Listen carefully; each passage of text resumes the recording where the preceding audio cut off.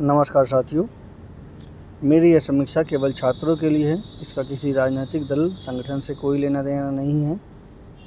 नफरती भाषण रोकने को पर्याप्त कानून, अमल में कमी। Supreme court. नफरती भाषणों पर अंकुश लगाने के लिए अतिरिक्त दिशा निर्देश जारी करने से इनकार।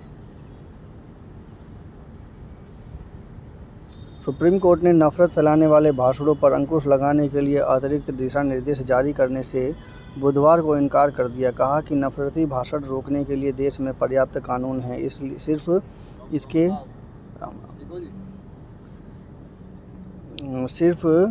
इसके अमल में कमी है। नफरती भाषण के मामले में कोई कानूनी खालीपन नहीं है।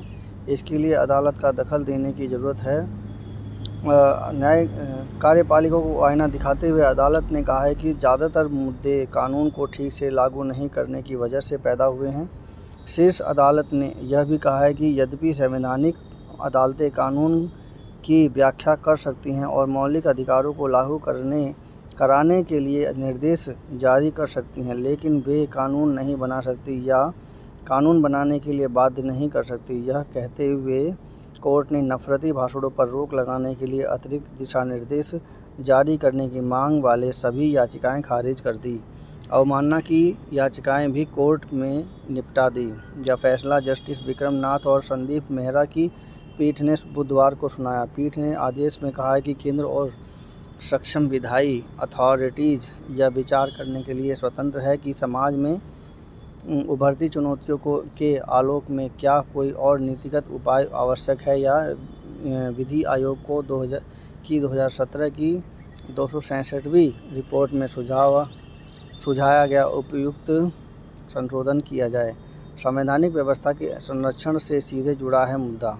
कोर्ट ने नफरत फैलाने वाले भाषणों के संबंध में अतिरिक्त दिशा निर्देश जारी करने से मना कर दिया, लेकिन कहा कि नफरती भाषण और अफवाह फैलाने से संबंधित मुद्दे भाईचारे, गरिमा और संवैधानिक व्यवस्था के संरक्षण से सीधे तौर पर जुड़े हैं। कोर्ट ने कहा कि पहले से ही दंड प्रक्रिया संहिता, जो अब भारतीय नागरिक सुरक्षा संहिता 2023 के तहत कानूनी ढांचा आपराधिक कानून को अमल में लाने के लिए व्यापक और कई स्तरों वाला तंत्र प्रदान करता है। संज्ञेय अपराध का पता लगने पर FIR दर्ज करना पुलिस का अनिवार्य कर्तव्य है और अगर FIR दर्ज नहीं होती तो CRPC या BNS में प्रभावी उपाय मौजूद हैं। तो ये थी नफरत भाषण देने पर कानून। मदरसों की जांच मामले में टिप्पणी पर न्यायमूर्तियों में मतभेद। न्यायमूर्ति ने कहा, मदरसों की जांच का आदेश पर मॉब लिंचिंग पर स्वतः संज्ञान नहीं। बिना NHRC को सुने टिप्पणी करना सही नहीं। न्यायमूर्ति विवेक शरण। मदरसों की जांच मामले में इलाहाबाद हाई कोर्ट के खंडपीठ के न्यायमूर्ति की एक राय नहीं है। वरिष्ठ न्यायमूर्ति श्रीधरन ने राष्ट्रीय व राज्य मानवाधिकार आयोग की कार्यप्रणाली पर गंभीर सवाल उठाते हुए कड़ी टिप्पणी की है। कहा, यह आश्चर्यजनक है कि NHRC मदरसों की जांच ऐसे मामलों में हस्तक्षेप कर रहा है, लेकिन उन्मादी भीड़ की हिंसा, मॉब लिंचिंग, पेपर में आ सकता ही है, उन्मादी भीड़ की हिंसा यानी मॉब लिंचिंग जैसे गंभीर मामलों में उसके स्वतः संज्ञान लेने के उदाहरण सामने नहीं आते। हालांकि खंडपीठ के दूसरे न्यायाधीश न्यायमूर्ति विवेक शरण ने इस टिप्पणी से असहमति जताई।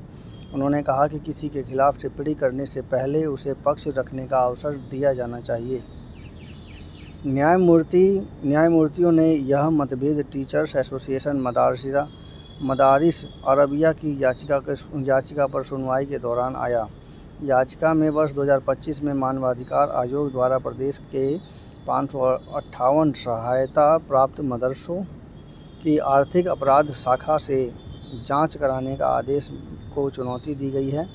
आरोप है कि संबंधित मदरसे अल्पसंख्यक कल्याण विभाग के अधिकारियों की मिलीभगत से मानकों का पालन किए बिना सरकारी अनुदान प्राप्त कर रहे हैं।